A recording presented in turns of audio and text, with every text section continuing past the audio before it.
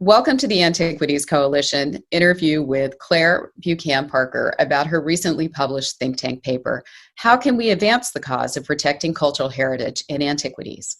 Leverage Public Awareness Campaigns. I can think of no one better qualified than Lehr to lead us through how to organize and implement a cultural heritage preservation campaign. She has led strategic communications for 3 presidents, 2 Fortune 500 companies, and numerous successful and influential individuals and think tanks in the Washington, D.C. area. She runs her very own successful public relations firm and serves on the board of the Antiquities Coalition. She has been involved with us since our founding and has made a huge difference both here and abroad in the work that we've been doing. She's an unparalleled expert. Lehr's paper is the first in our new practicum series. It features key recommendations to consider when embarking on an awareness campaign that are applicable not only in the heritage field, but for any not-for-profit that's thinking to improve its messaging. We know so many of our allies and supporters have important messages for the public, and we hope that Lehr's tips will help you to better share your stories.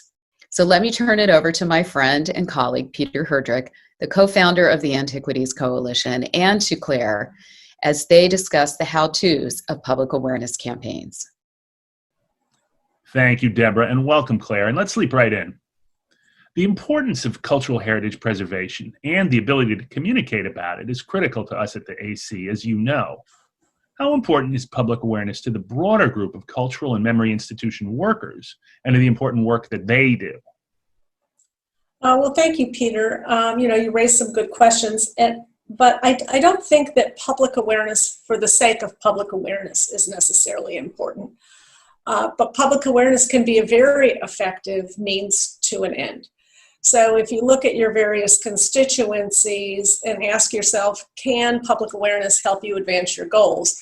Take donors, for example. There are thousands, millions of opportunities and causes that donors can contribute their time and their financial resources to support.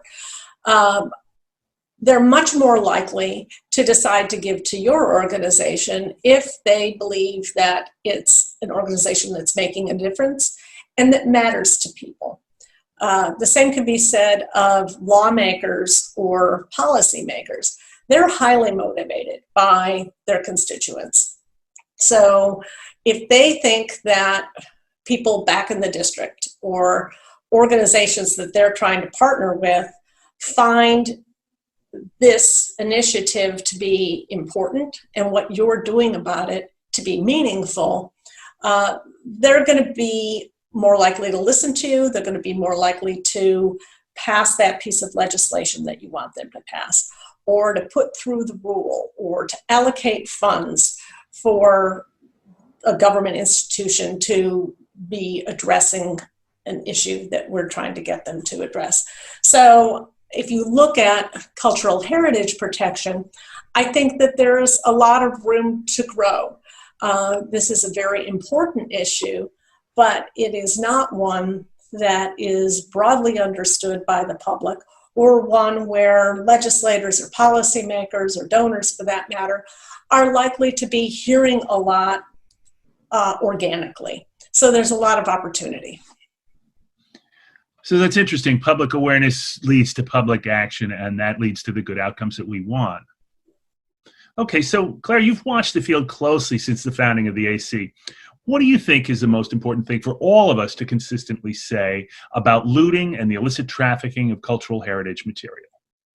Well, you talked, Peter, about the beginning, the inception of the Antiquities Coalition.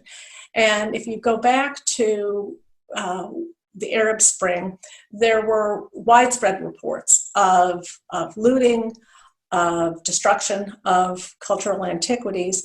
And there was a bit of a void as to what should be done about it, and organizations weren't coming together to call for action.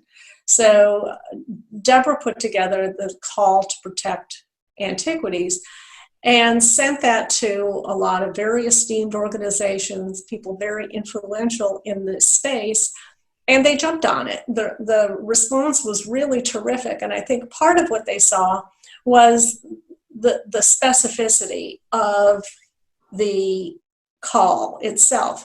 There were very concrete actions that were being called for. ICE, for example, was being asked to do more at the border to ensure the provenance and make sure that looted antiquities weren't getting through. USAID needed more budget support. And it went on and on. I mean, there were specific things that individual agencies, NGOs could all do.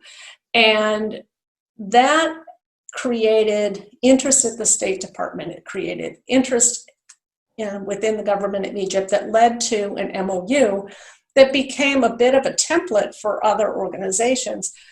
And I think what can be learned there and applied to others in this field more broadly is how concrete the actions were. It wasn't just saying that looting was bad, for example.